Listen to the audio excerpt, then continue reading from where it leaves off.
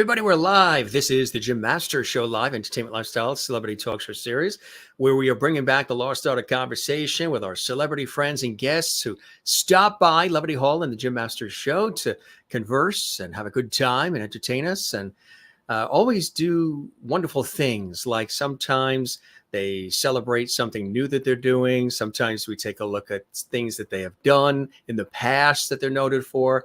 And oftentimes there's lots of surprises because this entire show is free flowing in a conversational style. And somebody that I know loves to have a good conversation. You got a couple of New Yorkers in the house tonight, myself originally from New York, out east on Long Island.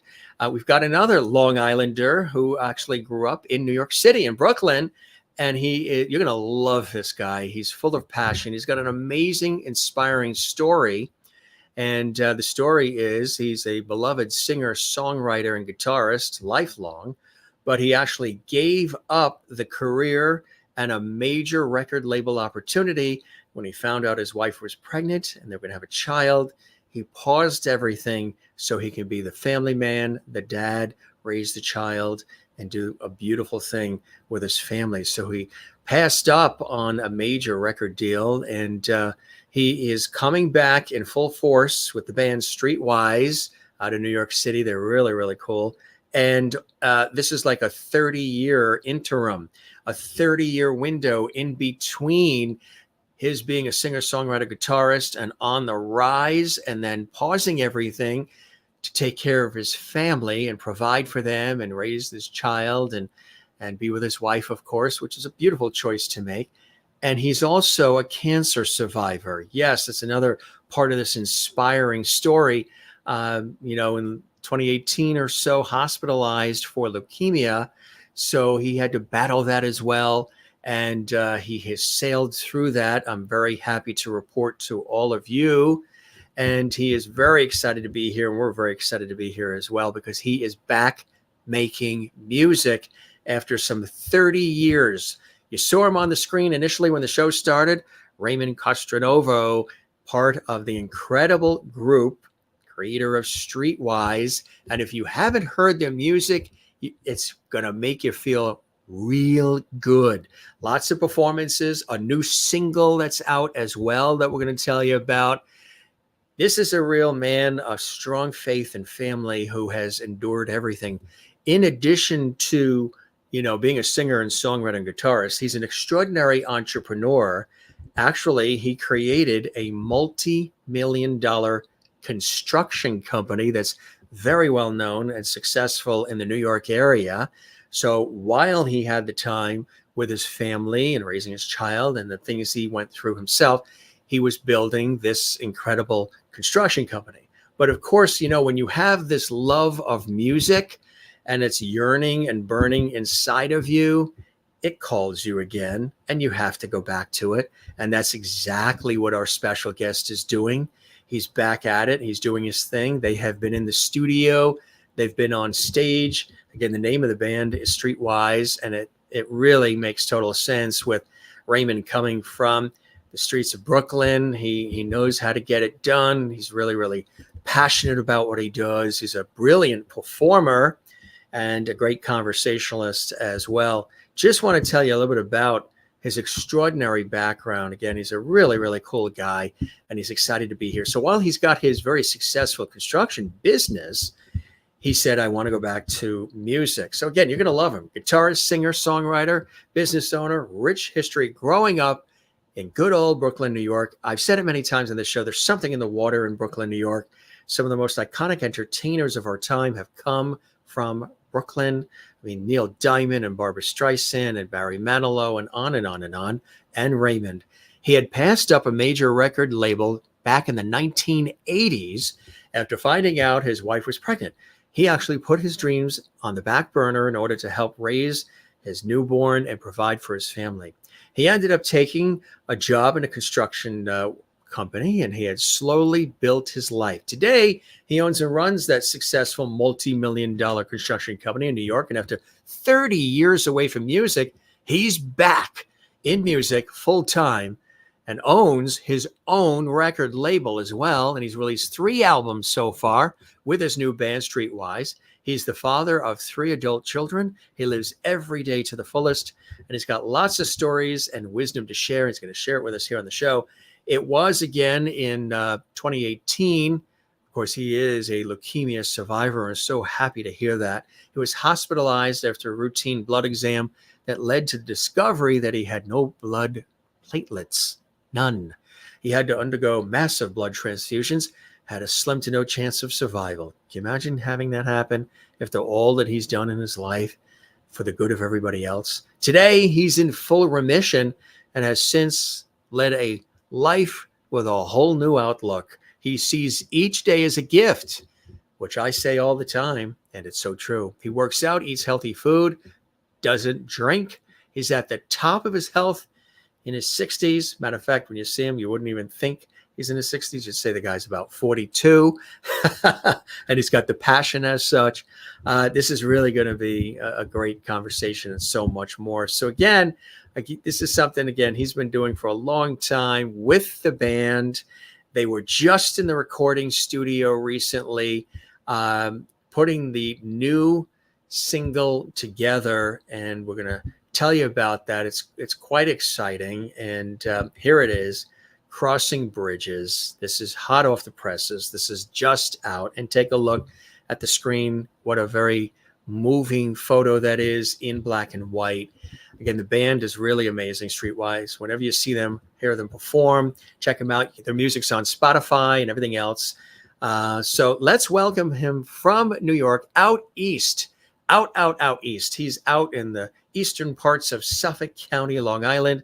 If any of you have been out to Long Island, out to maybe Montauk or the Hamptons or Sag Harbor, North Shore, South Shore, Long Island is 30 miles wide and 180 miles long, and it is next to New York City, but not necessarily part of New York City. It's part of New York State. He's out in Riverhead, Long Island, New York. So he's way away from the city.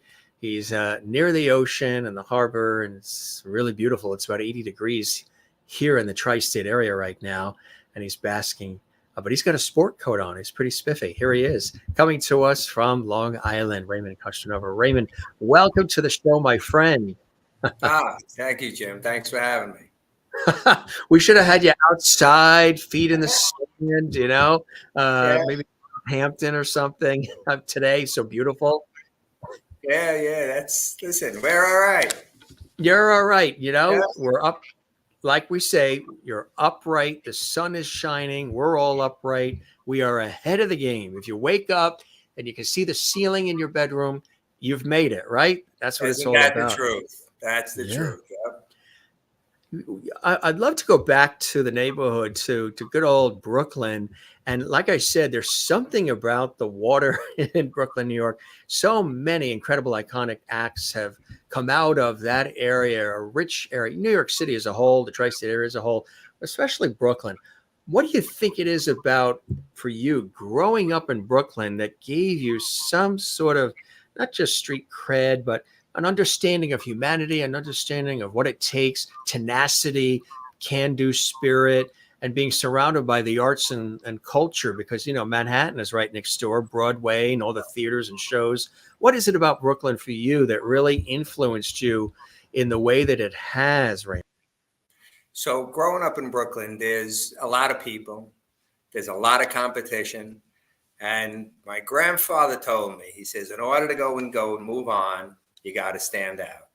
And you need these 2 ingredients: the desire to succeed and the self-motivation. With those 2 ingredients, you can accomplish almost anything you want to accomplish. So with that in mind, I had a couple of people around. And when I was about 12, is when I first started picking up the guitar. And then, as I grow up and I see all the talent around, I said, you got to really work hard in order to get where you want to get. So I would work and practice and go out and play and practice. And, it was a little different because people really all stuck together. Nobody was having any problems with anybody. You all stuck together. You all helped each other. I remember sitting around on the porch in Canarsie, and people would come around, sit in front of each other, and just have a good old time. Don't you miss those days? Yeah, yeah, you do. It's, Everybody knew everybody, and yeah, you weren't going to always get away with everything because the neighbor across the street was watching, and it's a that's different right. sort of Yeah, uh, yeah. it was a different kind of thing. The cop would tell you, the person, go home, just go home, sleep it off, just go home. They would. Totally different world. But musically, were you surrounded by a lot of music within the family? What was it? Because you have this trajectory of music, and then pausing to raise the family, building this multi-million-dollar construction company, and then still having this yearning and burning inside to get back to music after some 30 years and hit it hard as you are. Tell us about music in your life early on, even as a kid. Yeah, so I always loved music. I always had a passion for music.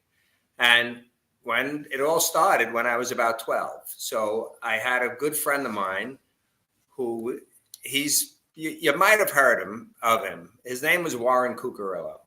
So Warren, growing up with Warren, he would go to this guitar teacher called Don Commander. So I started going to see Don Commander. So now I'm watching Warren. He was a little older than me.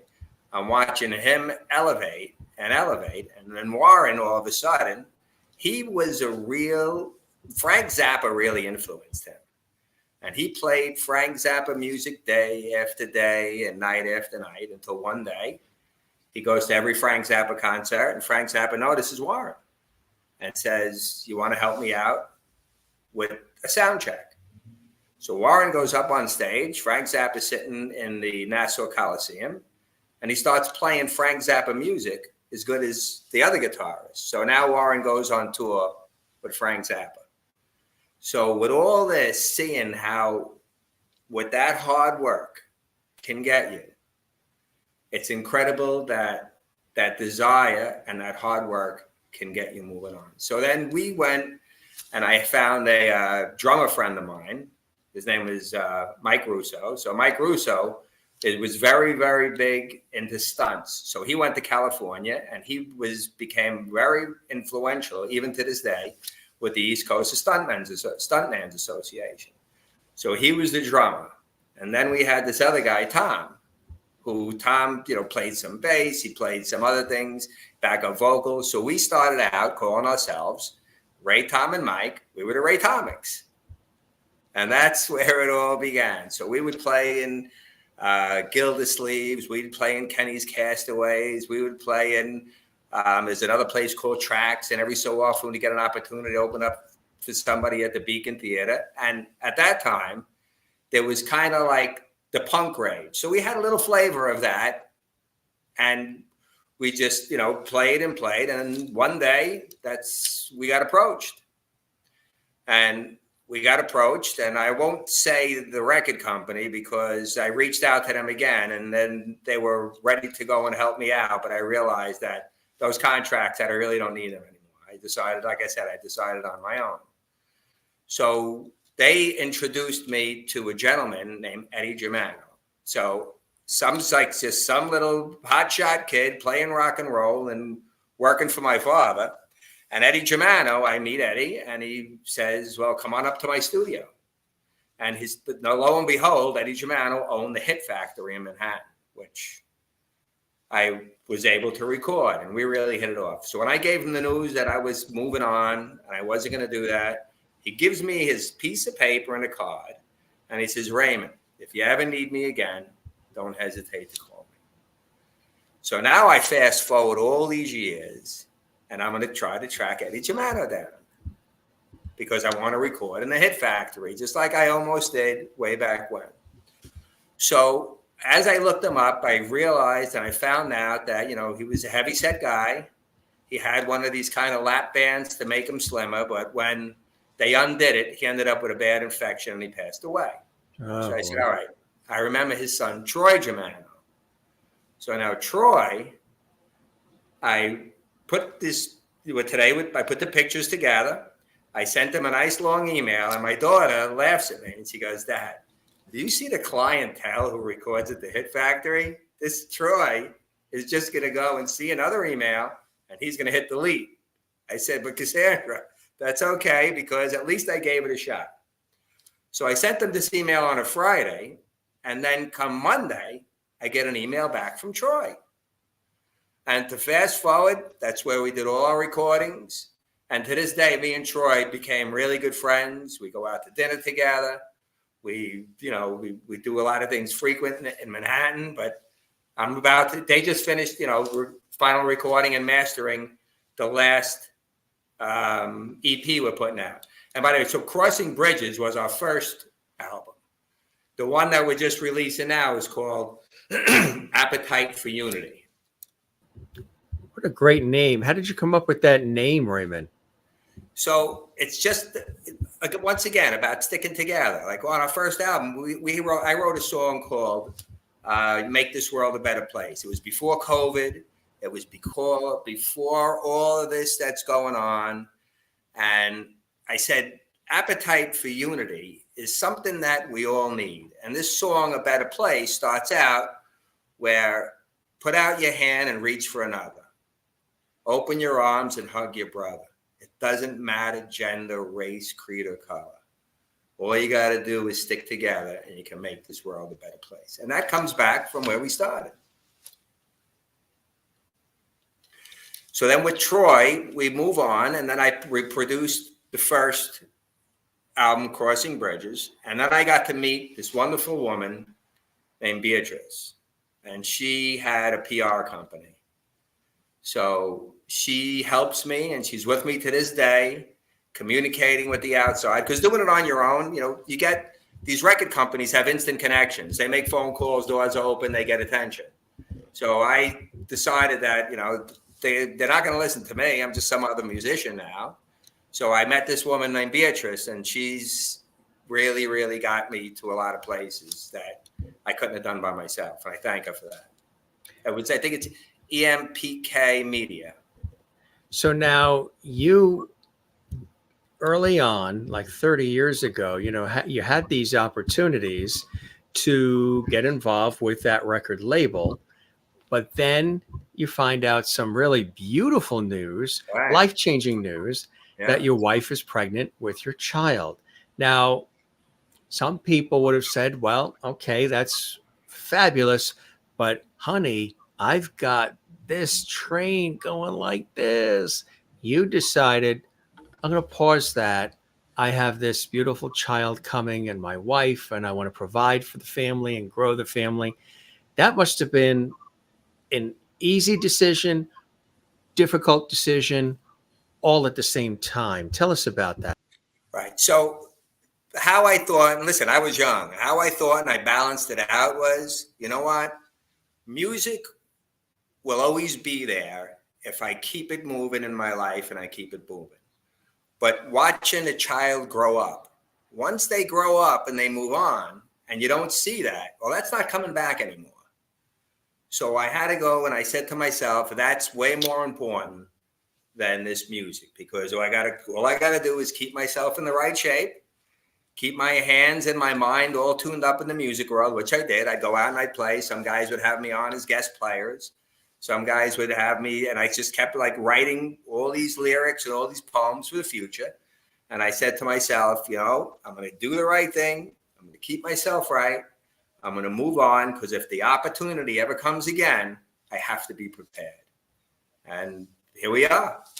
I got that one little hurdle you talked about. So I was up in Lake Placid with the kids. And the week before, I went for a regular old routine checkup. It was on a Sunday. I get a call from my doctor. And he says, so where are you? I said, I'm up in Lake Placid. We're having it's the North Pole type thing, that time of year. Yeah. And he says to me, he goes, well, don't shave, don't brush your teeth, don't do anything really physical. I said, why? He goes, because you have a little blood situation. I said, what's that mean? He goes, you have no platelets. So if you bleed, if you cut yourself, The possibility is you could bleed to death. I said, well, that's not good. He says, so as soon as you get back, you need to go see a hematologist. So I said, okay. So I come back to New York 2 days later. I immediately go to a hematologist. He takes a blood test and verifies that it's true. I have no platelets. So then it's time for bone marrow sampling. So he went, and I had to go into this room and listen. If you want to feel some pain, even though they give you the shots, I felt pain from my knees to my chest. So he took a bone marrow sample, and 3 days later I went in, and he says, well, the Mayo Clinic gave us the results. We know what you got. You got a rare form of leukemia. I said, okay. He says, so I suggest take a week, get your life together, do what you got to do, and then you're going to come back into the hospital for 10 days. This wasn't like a yearly, take chemo for a year, do this, do that. He has to kill every one of my blood cells. It took about 9 days before I had nothing. I had to be quarantined. I had to go and, Tab was plugged into all this stuff. And they said after the 5th or 6th day, your organs, and you're going to feel a lot different. You're going to be bedridden, and you just got to hang on. So you're going to lose your appetite. You're going to do this. So now in your mind, I said to myself a lot, the power of positivity got me through this as well, because when it was time for me to go and crash and be in a bed and be weak, I had gallons of water bottles. I put them in my suitcase, and I was doing squats by the mirror with the suitcases. And they're looking in the room, and I said, yeah, I'm not giving up. And I kept going. And they said, your appetite, you're going to lose. And then I went, and I told this girl, Sharon, I said, bring me over a barbecued steak. So I'm sitting there and I'm eating barbecued steaks. I had no appetite, but you can't just give into that. So after the 9 or 10 days, when I had no cells left, that's when they had to see if my spine, my marrow would produce more cells. And if they didn't, I had to go on to the next journey, and I had a worse problem. And that's when they start talking about these bone marrow donors. So within, Jim, 24 hours, every cell was there back to normal, no sign of any cancer cells. So then it was a 10-year monitoring. For the first year, every 2 months, I had to go. The second year, every 4 months, and so on and so on. And when my 10th year anniversary came, I was free. Wow. But that, listen, it makes you appreciate your days. Every time I wake up, I tell myself, happy birthday. Absolutely. Yeah. Would you say that you appreciated them before all of this, or did that just confirm the appreciation you already had for life? Yeah, it definitely confirms it. And you realize you can't take it for granted, because tomorrow anybody could wake up and you don't know what tomorrow brings. So then once that's all gone, I keep my music. So then this is where it all started, in this building right here. So I moved all my construction out to, I bought this building. Actually, this year, it's its 100th year anniversary. I bought this big old building from a fraternity that was losing all their members, and it's called the Independent Order of Oddfellows. Have you ever heard of them? Yes. You did? That's quite a building you're in. Yeah. So they went back in like the late 1600s. The Oddfellows were created because they were originally from the Masons Lodge. And they went and they broke away. They had a little feud, and they started the Independent Order of Oddfellows because they had a lot of money, and they created nursing homes, orphanages. They made housing for women that had nobody and just out on the street with children, and they took care of them. And there's 1,000 lodges throughout the world now. So when I bought this building, I came up to the 3rd floor, and I told my daughter, I said, you know what, Cassandra? I'm taking that 3rd floor. It's like a ballroom up here. Matter of fact, I bought all their furniture you can see in the background, this is where they had all their meetings. I bought all their furniture so I could have it just the way the Oddfellows had it. I said, I'm going to go give it another shot, and I'm going to see how it goes, and I think I could do it again. And this is where I've been for the last 3.5 years. And I worked for 2 years. I said, I want to get as good as I get, or as better than I could get. And then I found this really amazing guy, and I got to thank Derek. Derek Rosenblatt is in Manhattan, and he's this top-of-the-line Broadway vocal instructor. So when I met Derek, it was online. It was during the COVID, but Derek wouldn't just take you right in. Derek told me on many occasions, he says, I'm going to give you work to do. If you don't do the work, this might not be the place for you. So there's 2 people that really intimidate me right now, Jim. It's Derek and my golf instructor. So actually, I have a vocal lesson this Thursday. So Derek got me all tuned up again vocally. My ear is trained. And this is, and here we are. Now I'm going to push it to the next level. So my daughter and my son right now are getting into a position to take the business over so I could go down my music journey. The construction company. Yeah. Yep. So my daughter graduated Quinnipiac about 13 years ago. Hamden, Connecticut. Yeah. It's probably not too far from Hamden. Yeah. Oh, yeah, in Hamden with an accounting degree. And she came to work for me for 2 weeks 13 years ago. So now she's my first boss. Wow. She's tough. And then her older brother just came to work with us, and he still works with his other company, but he's a real high-profile construction litigation attorney. So I got an attorney son, and I got an accountant daughter that are going to take over, and I'm going back on my musical journey. Talk about an A-list. Yeah. Yeah. So how did the construction company part come into play? This is what is now this multi-million-dollar construction company. Had you also been interested in construction and engineering and architecture along the way, or was the family already involved in that? How did that come your way? Yeah. So my father, he was born in Sicily. My parents, they came over to Ellis Island, and my father had this masonry company. And he had the finest bricklayers and masons. But I didn't know that, but I worked with them through high school because I wanted to work. And then once I graduated high school, I worked for my father. And then I decided that, all right, I can't do this the rest of my life. It's real hard work, loading blocks on scaffolds. And I give those guys a lot of credit, but I did it with my own hands. So then I decided I'm going to try to go to college. I wasn't really a good school guy, Jim.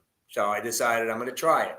So after I say to people, I went to college, I went for 4 months because I was learning what these professors were teaching and a lot less time than the classes. So I said, what I'm going to do is I'm just going to go try to work for a large construction firm, and I want that to be my construction college. So I found this company out on Long Island. It was called JFO Healy Construction, and they did a lot of work, big municipal work. We did airports for Kennedy Airport and runways and terminals, and it was really big. So after about 5 or 6 years, Mr. Healy says to me, you want to learn how to run my company? I said, of course. I would love to learn how to run your company. And he says, but you got to do one thing. I said, what's that? He says, you got to take a Dale Carnegie course. So I said, why? He says, because you need manners. I said, I need manners. He says, you're real tough in this construction business. You're real tough, but you got to learn manners if you want to go and be in a management position. So I did that. And then I learned his business for about 7 or 8 years. Then his brother, Jack Healy, they had a house on Orient out in Shelter Island, and he ended up passing away with a brain aneurysm. And then Roger said, I'm not going to carry on with the business no more. I'm going to shut it down after these last jobs. He said, what are you going to do? I said, I'm going to start my own construction company. And he says, well, you're going to have a couple of little problems. I said, what's that? He goes, you got no money. I said, so I need money to build these big buildings that I built. He says, yeah. So I said, okay. So I started out, Jim, with a little $50,000 job, but I had the mentality. Even today, I don't build buildings now, or general contract them as big as he did, but I found my little sweet spot in our comfort zone. And because of that masonry history with my father, I just finished about a year ago in Old Westbury, and the reason I got awarded the job was because of that history. It was a 95-acre development that Semco, it's like the Diocese of Rockville Center, it's their cemetery division. And because of that history, I ended up getting this job. The whole job ran about $40 million, but it was 85 acres of burial ground. And then there was this other 10 acres in the middle. It was called the Oval.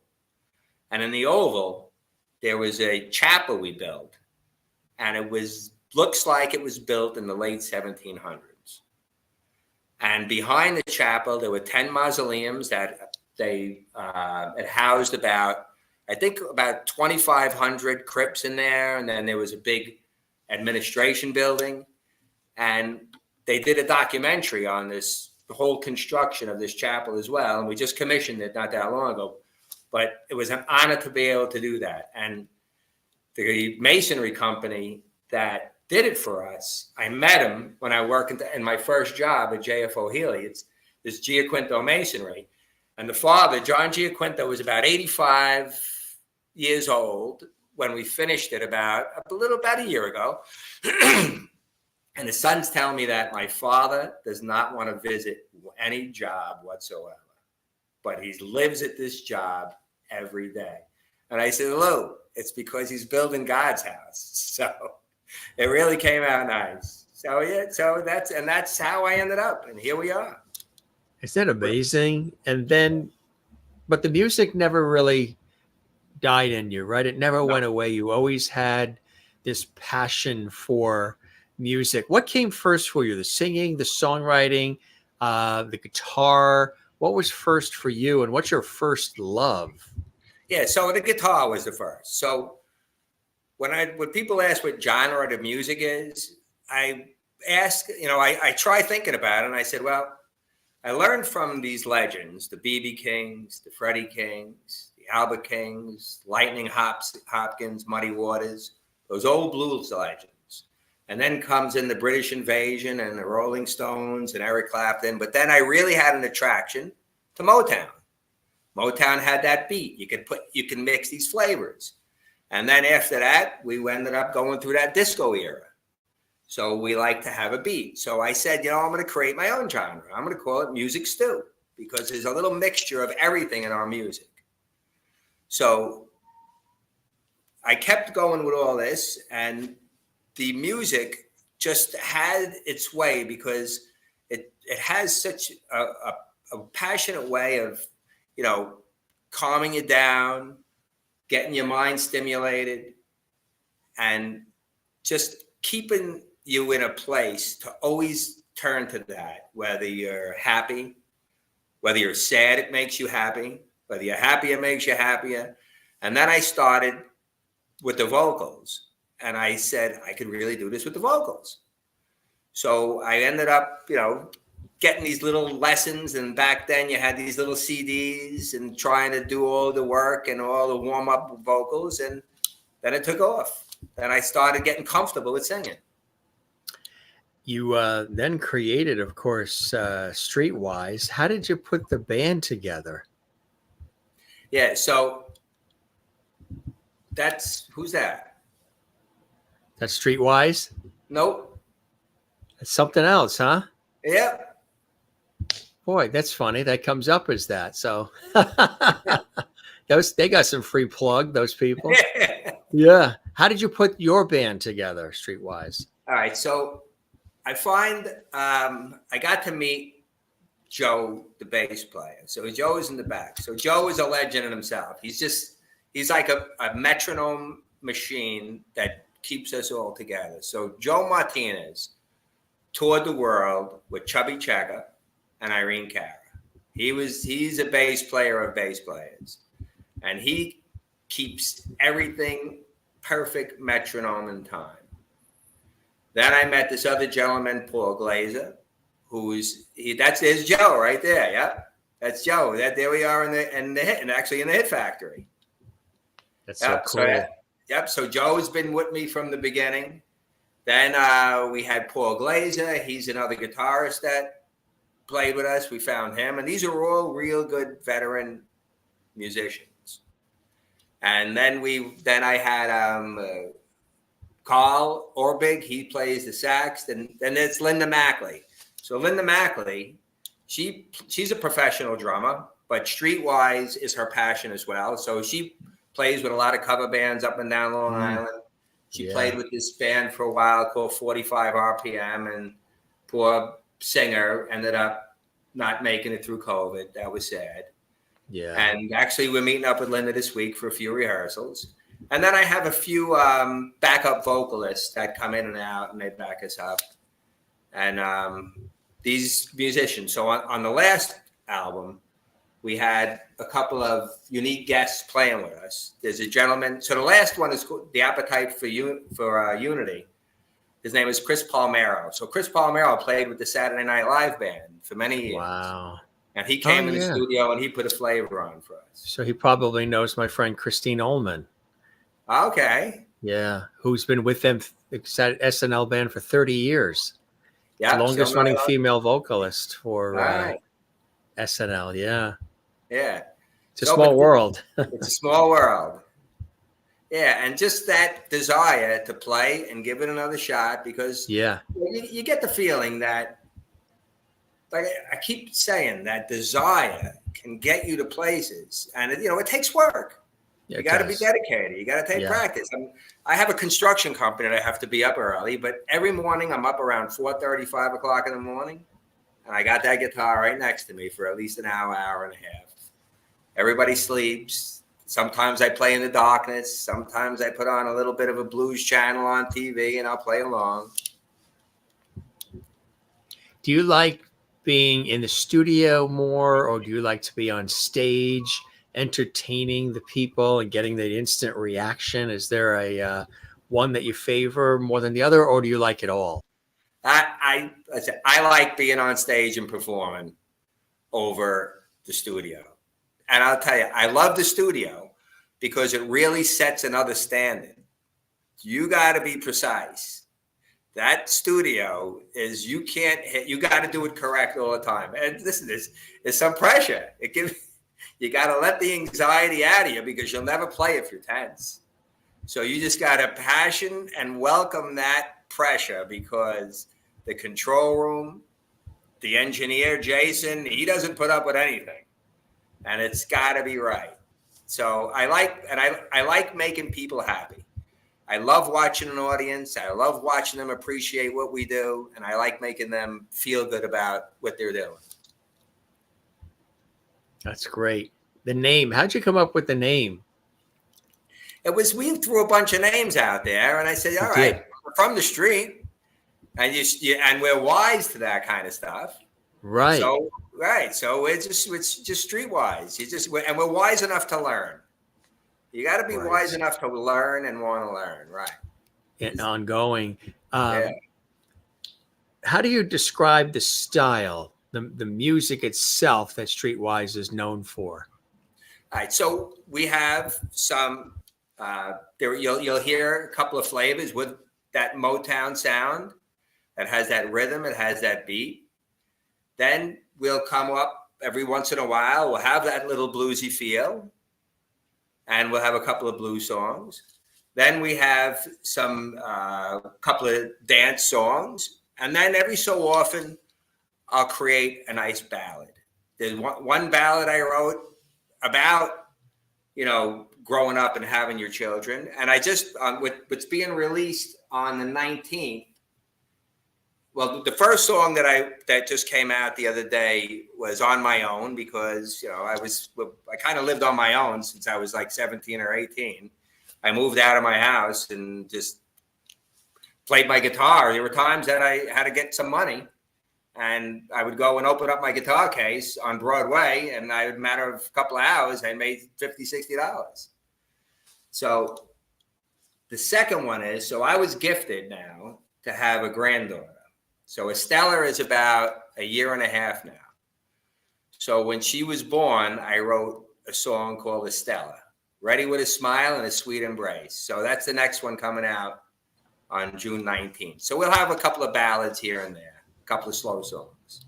What inspires you to write music? You mentioned Estella. What else inspires you to pen these songs? Life stories. Everybody has stories. And life stories about the love for a family, life stories about how what we're trying to get across, you can make the world a better place, how you can teach people certain things. And then we get a little funny once in a while. I have a song called 3:45. I mean, I say, how many guys came home in the wee hours, and when they walk through the door, it doesn't work out as good as you thought it would be. It's called 3:45. That does make sense, huh? Yes. Every once in a while, we kind of get a little bit spicy. You get a little bit spicy. Everybody. How do you have time? Like you did say that the kids are going to be taking over, the business, which is a beautiful thing. How do you have time until that time to do all of this, to get that music out there for everybody and to perform on stage and create? How do you make the time? Yeah. So it's, if you look at your day, you can manage your time if you don't want to be lazy. Lazy is a little bit of something. I don't want to say it's a disease to some people, but lazy doesn't work in my categories. Do I like to relax at times? Yeah, I do. Do I wear myself out sometimes and I sit back? I do. So I practice in the mornings. Me and Joe rehearse. That's at Roanoke Vineyards last summer. That's a great shot. Who do we have there? That's just some customers who came in and some little kid that he's watched me and I caught his eye and he made me smile. That's cool, huh? Yeah. Everybody's that's what it's all about, isn't it, Raymond? It is. Look at that. All right. Yes, that's what it's all about. And you never know. That could be a young budding musician seeing you. Yeah. You never know who's watching. You never know who's inspired by it all. Right. Yeah. The great shots too, great locations, and the cars and everything. You've got a good photographer that works with you, huh? I do. Yeah, he's a good kid. His name is Arthur Raft. He's been around. He's not a professional photographer. He's actually an architect. He is. Wow. But he's got the flavor of it, and he works on it. And every time I need him, I give Arthur a call, and he's there for us.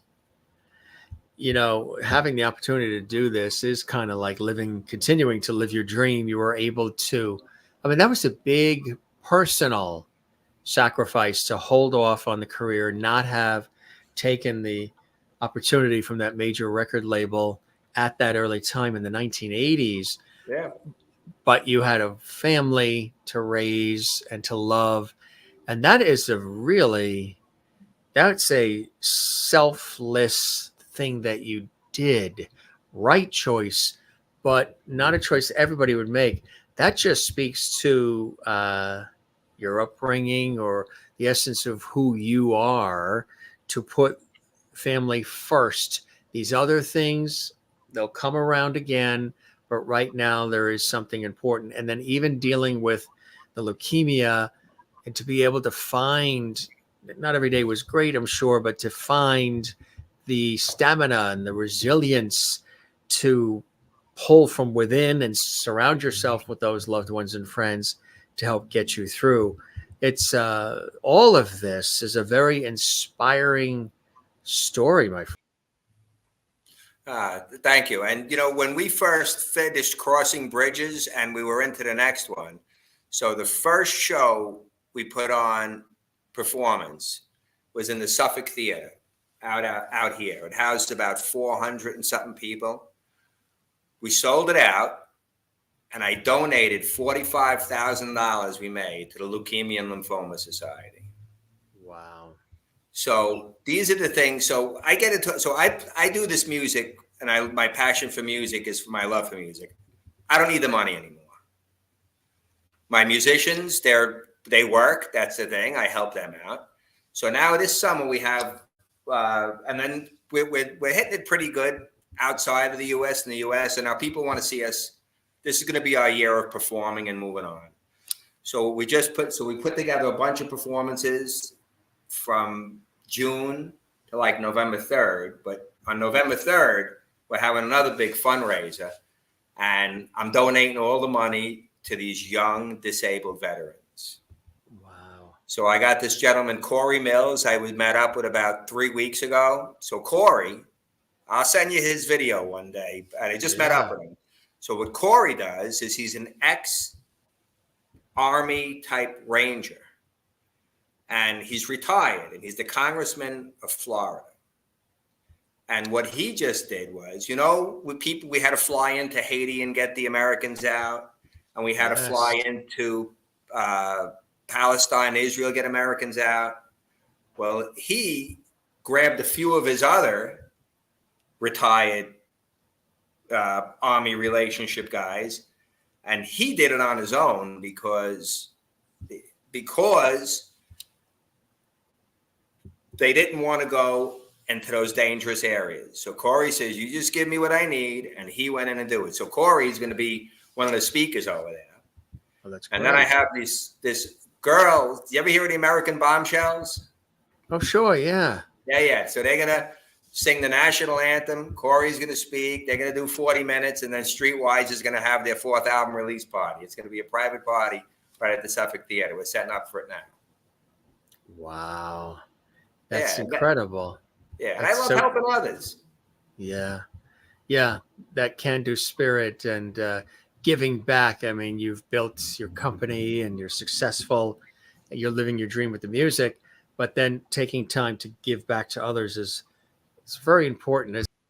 Yes. It makes me happy to take care of others. And one thing too, growing up in Brooklyn as a kid, everybody took care of each other. You helped the elderly. You guided the young kids moving along. So it's like, I found a poem in the place here from the Oddfellows called The Bridge Builder. So this old man is crossing this rough river ravine. And it's a strong old guy, and he makes it across. And now he starts building a bridge. And the people on the other side say, hey, old man, why are you wasting your time building this bridge? He said, because I have to build this bridge for people that might not be as strong as I am to get across the ravine. The old bridge builder. So that's what I want to try to do, make a difference while my journey on this planet is to try to help others and maybe get them to a place that they want to get to, but they need just a little bit of help. Have you been back to Italy to visit any family or friends there? No. So that's on my bucket list. We were just talking about that recently. Yeah. Could you imagine performing there? Yeah. Yep. That would be amazing. I would really like that. Do you still have friends and family back home in Brooklyn? I do. I do. That's their lives. They're never getting out. They must be proud of your success. Yeah. We communicate pretty often. Which is a beautiful thing, right? Yeah. What are some things that you haven't done, either musically or in other areas of life, that you still have on your bucket list that you've been given a second chance in so many different ways? What are some things that Raymond still wants to do? So I do want to travel. I haven't, I've seen some Caribbean islands. I've gone to Cabo San Lucas, Mexico, a handful of times, but I want to go visit other places of the world. And I want to be able to perform. I want to perform, and I want to travel performing as well. And those kind of things make me happy. One other thing I do want to do is I want to get an old 57 Chevy at some point. So I'm actually looking around for something like that. That's nice, huh? Yeah, I never got, I never treated myself anything. It's just always taking care of everybody else. So I'm gonna Hmm. treat You myself a des- little bit. you deserve that 57 Chevy. Absolutely. Pay cash because these interest rates are brutal. Oh my goodness. A lot of guys are holding up on actually their construction work because They are. construction loans are up around 9% now. Are they And, really? yeah, and it makes the business plan doesn't work. Right. Right. So the only people that are building right now are municipalities and some of the wealthier companies that they give themselves loans. So Right. yeah. Would it be nice to be in a position where you can give yourself a loan, folks? Yeah. I need a 50. I'll pay you I back need to next see it week. right. Yeah. That is funny. Yeah. So travel, you'd like to see more of the world and perform more, which is great. Do you just see just lots more music coming out? There's lots more music in you. And are Yeah. there others out there that you would love to perhaps do duets with or collaborate with as well? Yeah, there are people out there that I would like to, get back into, and some guys that have made it strictly in the music business. I'd like to have done that. I would enjoy that if that comes across my path. Well, Billy Joel is going to be wrapping up his residency at Madison Square Garden. So Yeah. there might be an opening for you in Streetwise to fill that void and fill that Coliseum, the garden. Well, we'll work on it. Nothing stopping me from working hard, Jim. Right? I tell you, if anybody can do it, Raymond can do it. When he puts his mind to it, the Yeah. music itself is available. Spotify, iTunes, all of the places. Yeah. You used to be able to say, go to Tower Records, Record World, Sam Goody, the Yeah, record department in Corvettes. That's all done. But Corvettes. Corvettes, exactly. The record department in Corvettes and Woolworth and That's Two right. Guys and all those places.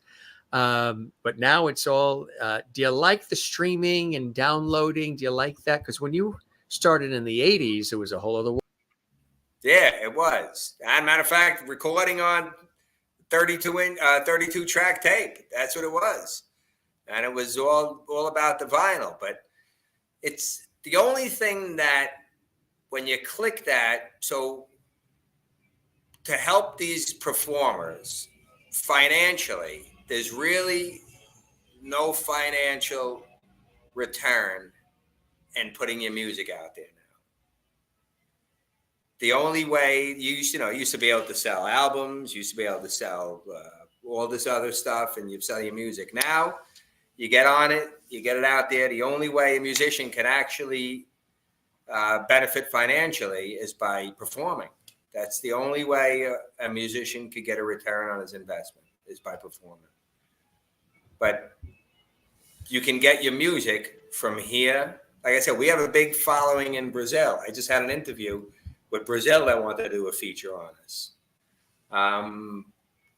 We released a Christmas song just out of nowhere. We released a Christmas song. We're asked to do a Christmas song, and in this last song, it made it to the charts in Germany and Greece. So to get That's that, cool. that internet is powerful to keep going. Yeah, right. Exactly. But you got to have millions of downloads and all to even have anything financially come from it, right? Yeah. Yeah. So I did a little bit of study about what that's all about. I'm a numbers guy. Listen, Jim, I'll tell people I'm never going to win a spelling bee. I'm never, and this is probably your specialty. I'm never going to win. Is that why you? What was that? Is that why you only typed in Raymond and couldn't finish the Castronovo? Is it Navoa? Right. Right. I said I'll never Just stick with Raymond. Right. We'll stick with Raymond. I'm never going to win like a paragraph writing contest with grammar, but I got math and I got shapes. So I did a little study on how it is. So you need 700 plays on YouTube to get $1. And then there are a couple of others that go down to actually 500 plays to get $1. But when you look at it, and what it takes to create the content, I mean, right. And then as these it's not a tax-free dollar either. No. And then when you go and you see these plays, well, every time you go and you put one on, there's another one, another advertisement, and another advertisement. So you're getting 7/100th of $1 every time your song comes on. But I don't think that advertisement is paying them $1 for every time. So that math has to be looked at a little bit further. It's not in favor of the content creator. Not now, it's not. Not at this point. No. But if Raymond has anything to do with it, this too shall change. See, you're starting, you know me. Have you ever thought of politics at all? That's a crazy business, but have you thought of it? No, I never, because politics, they separate you from sides. I can relate to good ideas from all different sides. So if, like I said, back to everybody, if everyone just would stick together and share their thoughts, and you get around a table, and the best part of a negotiation is when people disagree, you come to the best answers at times, and you grab everybody's mind and your thoughts instead of challenging them and throwing them away, you can come up with the best decisions. Absolutely right. Nobody's ever tapped you to do any acting or anything, because you got the New York sound and you got the look and all. You've never been tapped for, acting, or you know what I mean? I'm sure people have asked. Yeah, yes, little bits. Matter of fact, what I'm creating now, and you just triggered that in my mind. So remember West Side Story? Oh, sure, absolutely, yeah. So I've been the last 2 or 3 months writing the story from growing up, moving on, and I have a playwright, a friend of mine's son, who does this, and we're going to create. It's going to be Streetwise, the musical/movie. So I feel that West Side Story kind of flavor. So I don't know if I'll be in it. I might have to find somebody to play my part. Somebody that's you, right? That's really cool. That's exciting, huh? Yeah.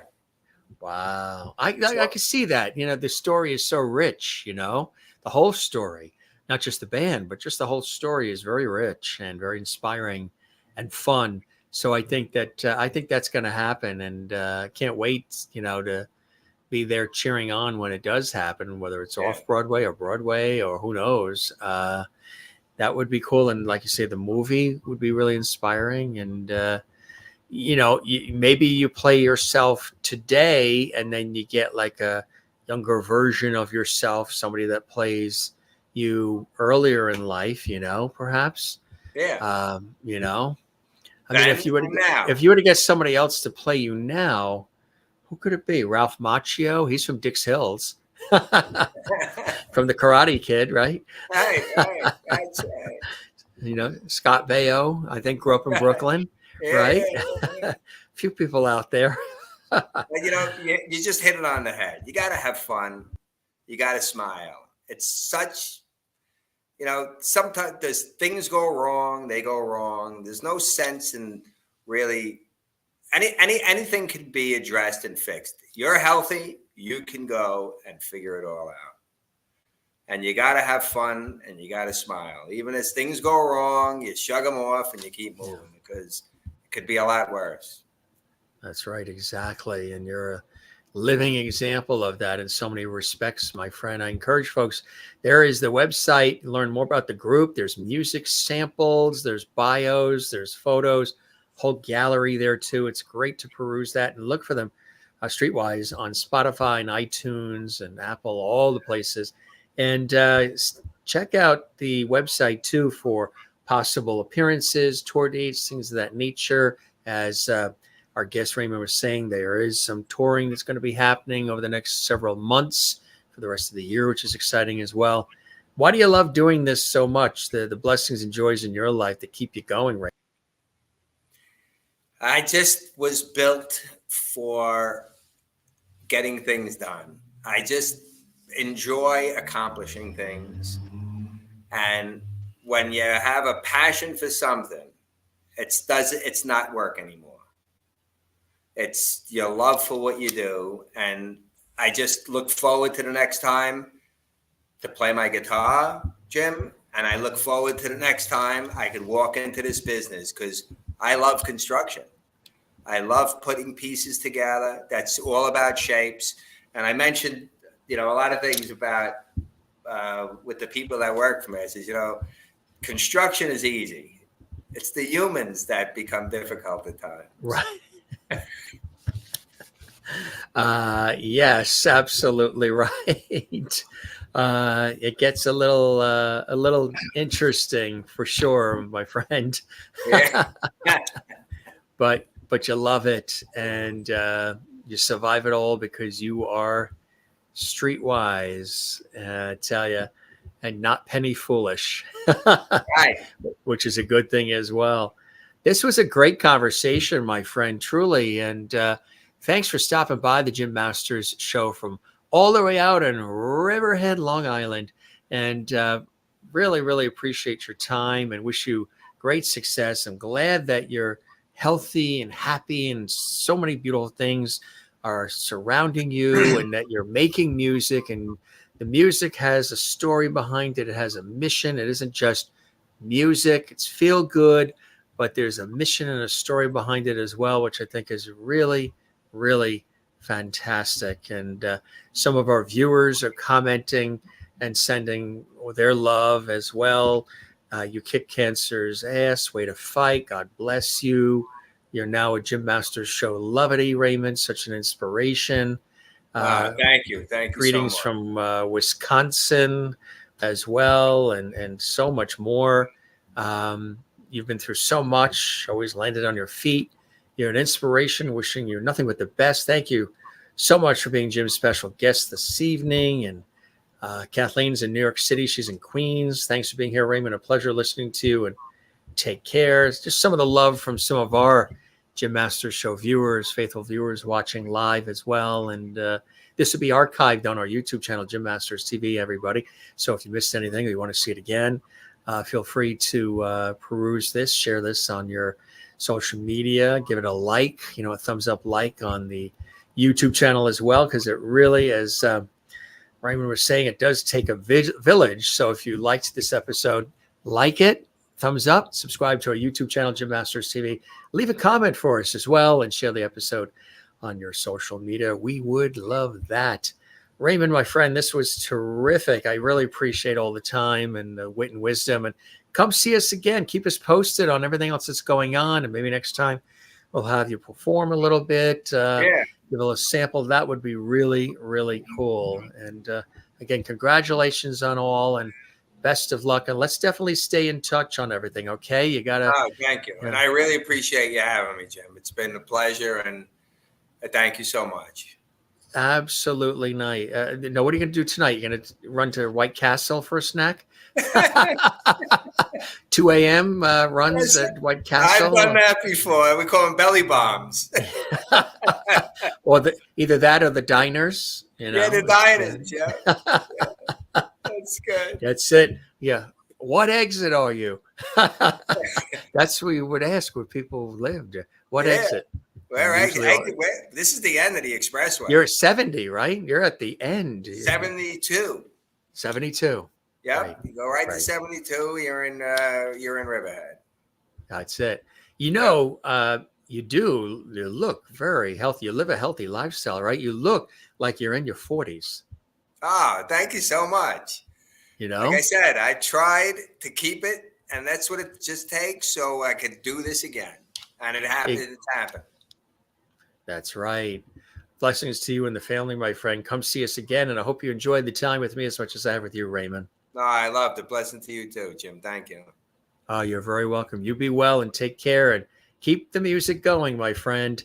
Isn't that cool? From Streetwise, he started that band. He's been doing music since the 1980s. He put it on hold because there was a baby coming and his family building, his wife and the families, the children coming later as well. And he's built his life in a beautiful way. He survived cancer, leukemia. He's built a multimillion-dollar construction company.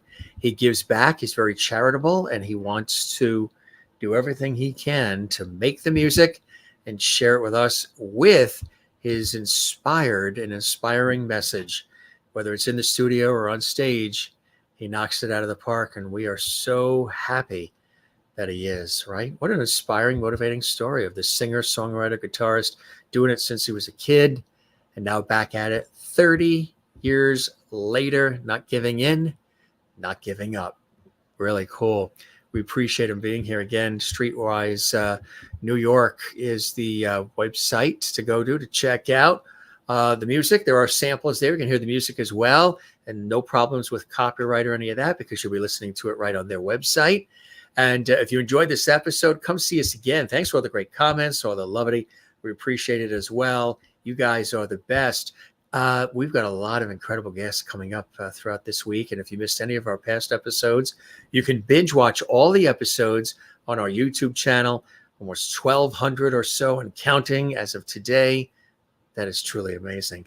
We love you all. Take care of one another. Be good to one another. Come see us again here at The Jim Masters Show. Support Raymond Castronovo and Streetwise and their incredible music. Check it all out. And we really appreciate him stopping by the Jim Masters Show and spending some time with us in a very free-flowing and conversational form. Thank you for being here and for liking, commenting, sharing, and subscribing. We appreciate you as well. Again, take care of one another, love one another. Don't forget to take care of yourself and love yourself as well. And we'll see you on the next episode of The Jim Masters Show. I'm Jim Masters. Thanking you for your time this time. Till next time, be well, take care, and cheers.